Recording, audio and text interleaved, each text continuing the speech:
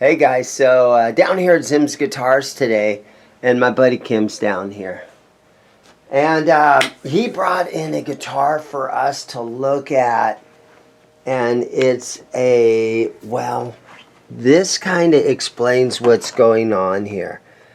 1953 Fender Strat prototype. And I guess this is the original owner. What was his Tommy name? Madera. Tommy Madera. And he left it to his son, Jerry, whose 87-year-old widow sold it to me a year ago, to give you an idea how far back And it you finally got your hands on it then at the NAMM show this year. No, 1 year ago. 1 year I ago. should have brought it in, but I didn't. And when I bought the 51 Mint Nocaster, I bought that, and then Rob, that arranged the deal, we drove 20 minutes. And got this. 18 miles, and got this the same day, same hour, within an hour. On the Thursday before NAMM or any show. Yeah. I didn't even need to go. Okay. So there's a lot of history here. And then here's a second page. And he's thinking about putting this into a museum. It's been in the Fender Museum already. Has it? And yeah. Here's a photo of Leo Fender holding the guitar. But you can see the Well, that's the Nocaster. That's different. It's not the that's a different Strat. guitar that you got. Okay. But you own that one too? Yep. Wow. Okay, so if you can see the back, the routing, and where they put the springs. Now, apparently in 1953, this was the first guitar to have the springs in the back. At all, yes. Very first one. Guys, this belongs in a museum somewhere. It's a museum piece. But I'm going to very delicately flip this guitar around on its belly so we can look at this original carve. So, Kim, tell us what you know about this. The first ones, the prototype just before this had 3 springs, but it didn't go through the body. It mounted on the front like a Jazzmaster. And apparently they also made a Telecaster like that with a vibrato, but nobody's seen it. So they did this, and it didn't quite work right, but Tommy Madera, that got it and played it, liked it fine, changed the neck a few times by the time I got it. This is my friend's 56, what's called a Mary Kay neck, because it's gold-plated. Oh, yeah. So you got a 1956 neck on this thing. Neck on it. So everything on it that matters is the body and that cavity and this phenolic. Well, I have to... What's the pickguard. Pickguard made out of? Phenolic. I've never heard of that. Phenolic. Phenolic. So it's not acrylic. It's no, phenolic. and it's not Bakelite. Not Bakelite.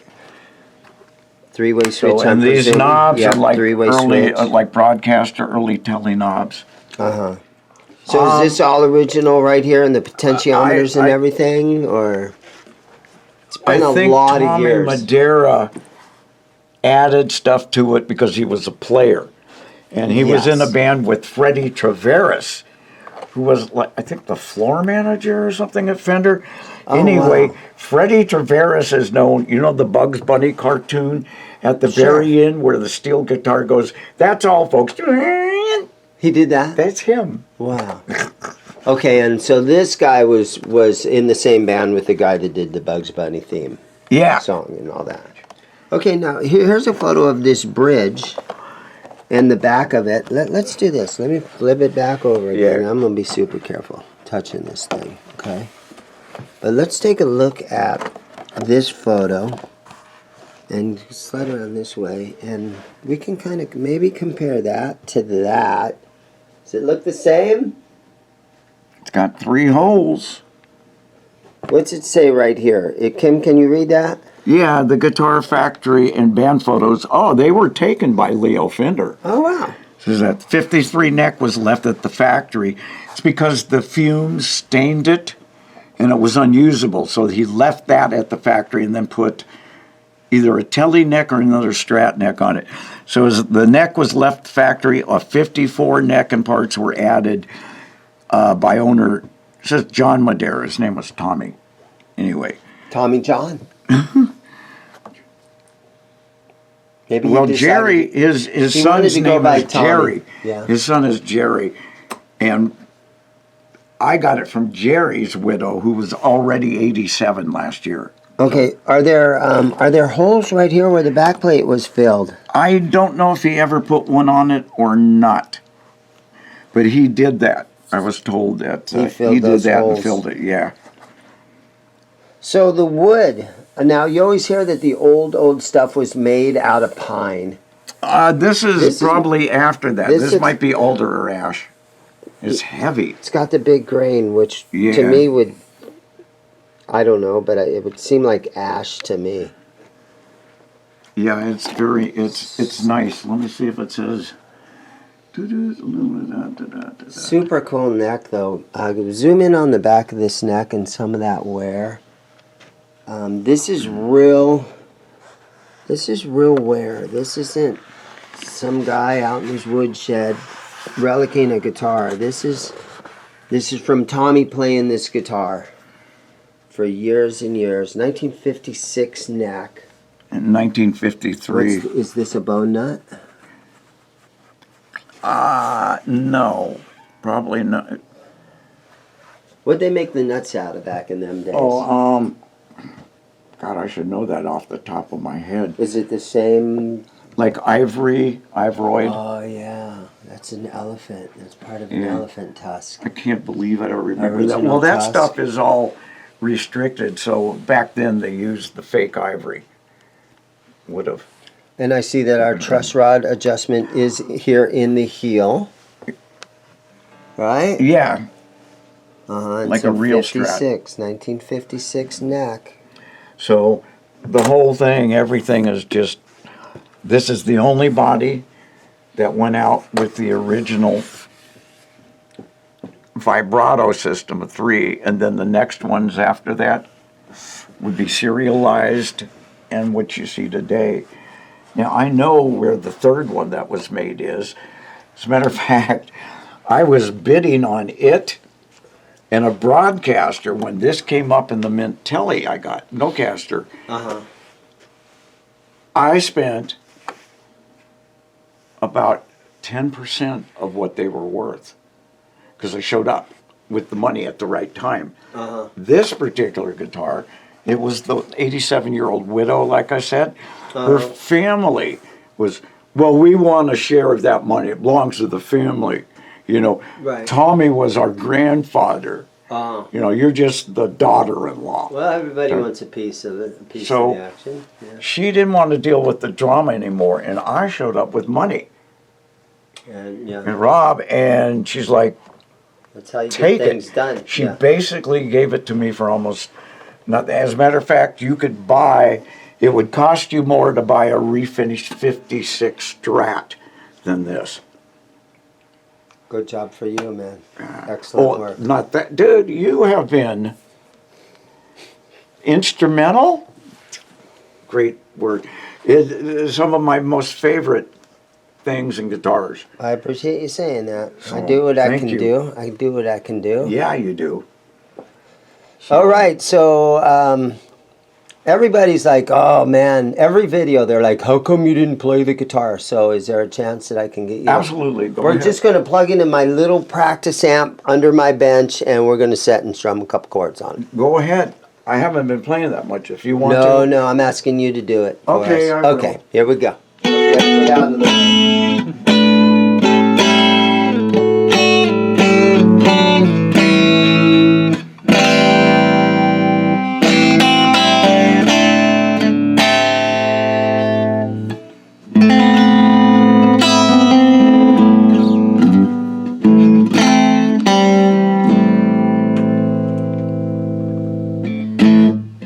Yeah, it's.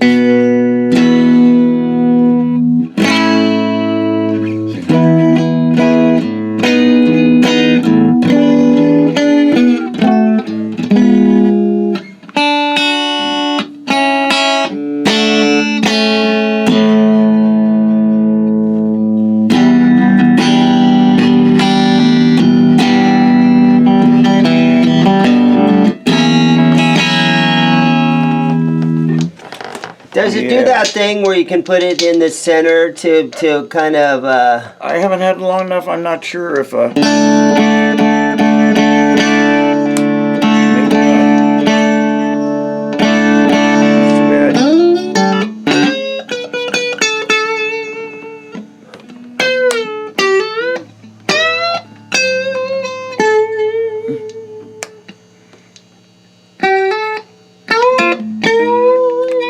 Can't get it. That's the center position right there.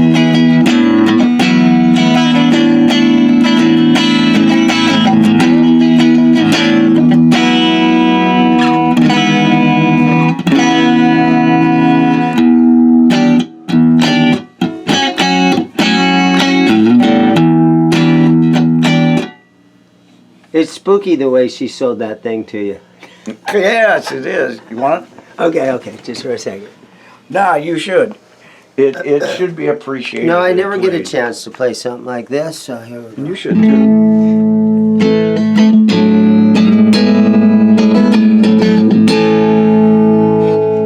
Let me grab a pick. There we go, I got one.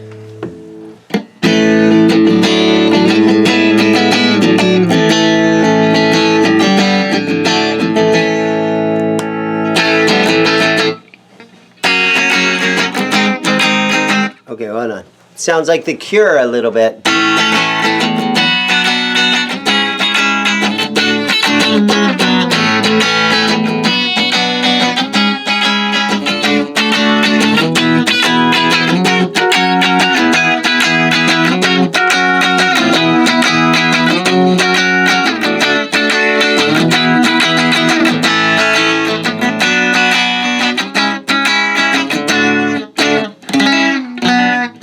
Boys don't cry, you know that. That'll get us demonetized right there, so.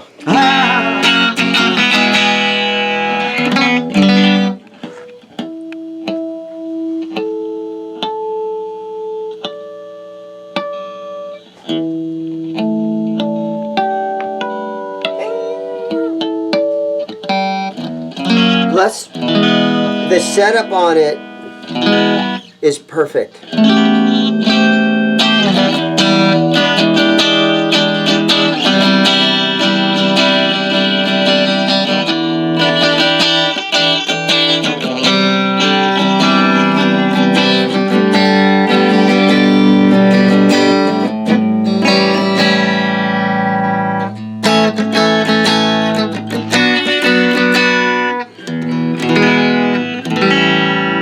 The arm feels great. I like the no finish. It feels good under your arm. This is also when they first put the contour. Okay. The other one before it 53 didn't have it open to the back with the spring cavity. The vibrato was on the top, and it didn't have the contour yet. The neck feels kind of a V shape. 56 typical, actually. 56.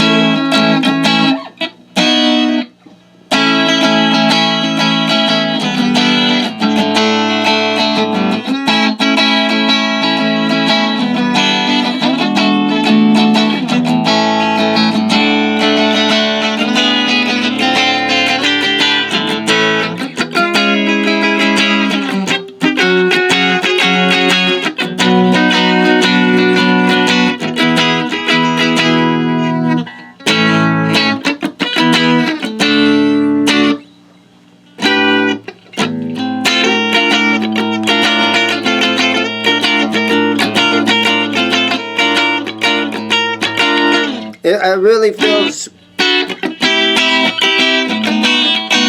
like I'd want to be in, it makes me want to do these kind of riffs.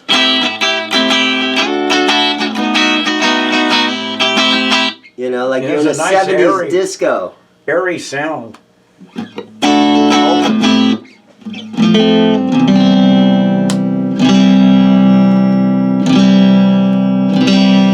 That's full.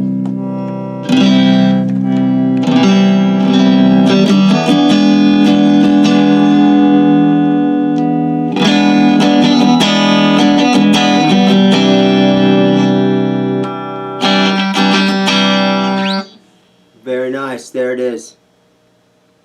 Wow. Kim, thank you very much for bringing this thing in and letting us look at it. It should be seen and appreciated. Now, there is a museum up in Scottsdale. The MIM. The MIM, M-I-M, Musical Instrument Museum in Scottsdale, Arizona. You gonna donate this for a weekend or 6 months or something? I've talked to them, and I kind of like waking up with it next to my bed. Do you sleep with this thing? Yes. Okay. Well, and the 51 who am I to Nocaster, judge? and the Firebird, and the Custom, and the Blonde, and the Lohr mandolin. Okay. Hey, whatever floats your boat, buddy. Yeah, I mean, I want people to see it, but I kind of like having, like, I can touch it and play it. I don't blame you. It would be fun to have it in the museum and take a bunch of pictures of it and then take it back home. Right? Yeah. Maybe a weekend. They don't do it like that, apparently. It'd be hard to leave. Unless they had a special thing happening that did that, I think, but normally they want longer. And I said, in that case, you'll have to wait because I just got it back and it's not going anywhere. So, my friend Rob that I bought it with has had it for the last year. And so I brought it back. Okay, buddy, well, here's the $100 I owe you for letting me play it.